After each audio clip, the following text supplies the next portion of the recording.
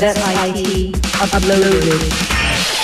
Hello everyone, I'm Timothy Go and thanks for hanging around for That's IT Uploaded. As you may already know, Europe's biggest consumer electronics trade show just wrapped up. And what we saw there was a trend that started at the US Consumer Electronics Show this year in January. The show floor in Berlin was flooded with tablets of all kinds.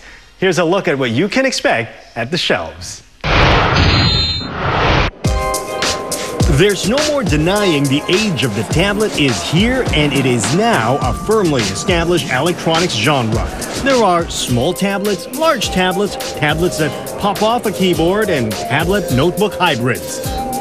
Some run on the Android operating system, others on the new Windows 8 system.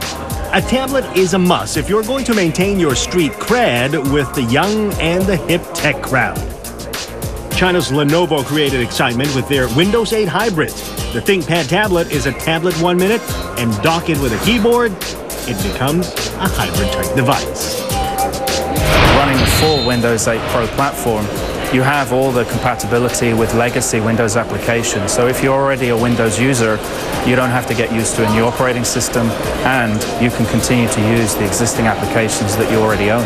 Sony is also showing off its Xperia S tablet, built with an aluminum body. It is both thinner and lighter than its predecessor, the Sony Tablet S. The Xperia S tablet runs on the Android 4.0 ice cream sandwich system, but Sony promises users will be able to upgrade to the newer 4.1 Jelly Bean operating system soon. Toshiba's satellite tablet is also unique, with a keyboard that folds up, creating a notebook with one quick hand movement. The move away from traditional tablets to hybrids like those with detachable keyboards or with electronic pens for drawing is a worldwide trend, with manufacturers making sure there is something for every consumer. It's about extending the user experience in general. From this traditional content consuming, just one direction, right, where I'm downloading content from an app store, right, into creating content. Well, speaking of creating, Samsung created a lot of buzz at IFA when its president said its new phablet, that's phone and tablet, the Galaxy Note, will surpass the success of the existing device. This, of course, came just days after Samsung's humiliating loss to Apple in a U.S. court over its ongoing patent war. Samsung took advantage of all the media attention on it to make a series of announcements in Berlin just ahead of IFA. First came the unpacking of the widely expected Galaxy Note 2. I'm pretty confident that the Galaxy Note 2 will surpass the success of the existing Galaxy Note. The new Note features a thinner and slightly bigger 5.5-inch screen, powerful quad-core processor, and the latest Android Jelly Bean OS. The built-in S Pen is also longer and slightly bigger, featuring improved stylus function with over 1,000 sensitized points, letting you take notes while doing something else on it, like watching a video. The Samsung Note phablet is the second most popular smartphone after the Samsung Galaxy S, and they are not included in the list of potential US sales bans. And Samsung's hoping the phablet upgrade will lift any post-Apple gloom and put it back on track. None of these products have anything to do with that lawsuit, infringed on any of those patents. I think they've already moved on. And I think the industry has already moved on. Samsung also took the opportunity to unveil the world's first Windows 8 smartphone, the Ativ S, which will be made available later this year. Well, Samsung's announcement upstaged Nokia's launch this week of its Windows Phone 8 Lumia 920.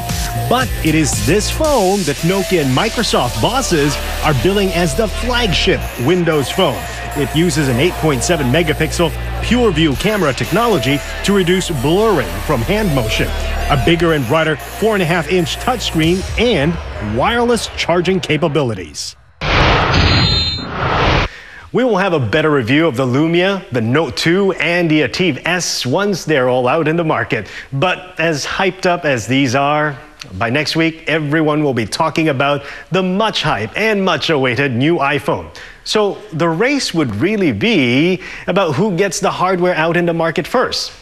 All right, let's talk about something else now. Cisco system. It is ramping up connectivity on the move with something it calls the LISP technology. Channel News Asia's Rachel Kelly explains. Working on the move is a necessity for many in today's fast-paced environment. The increasing use of virtualization in data centers has enabled a greater degree of flexibility in managing servers and workloads. In fact, catching the train or walking down the street, this is not an unusual sight.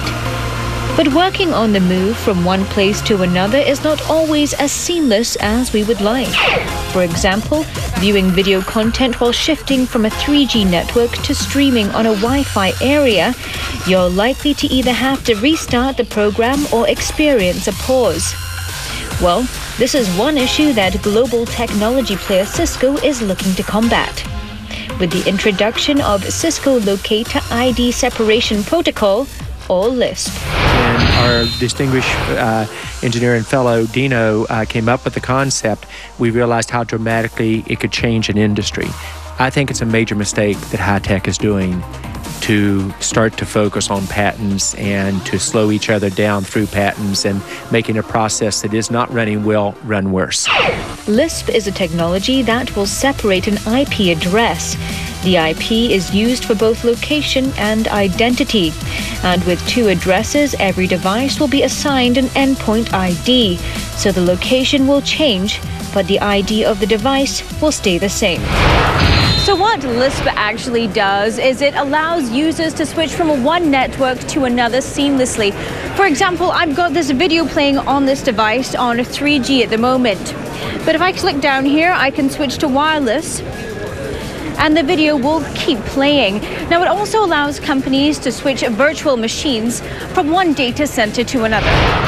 For many reasons, for energy conservation reasons, or for load balancing reasons, or for other reasons, if the data center administrator has the ability to actually move the server, actually it's moving the application in the form of a virtual machine, that brings a lot of extra flexibility. And all over the world, the desktop, virtual desktop infrastructure is literally moving some of these supporting virtual sessions into a local branch routers. And that significantly shortened the distance between that particular point and the data center. Cisco adds that LISP can be gradually introduced into an existing IP network without affecting the network endpoints or hosts.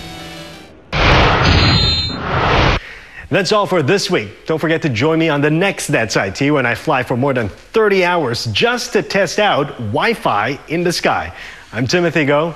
That's it.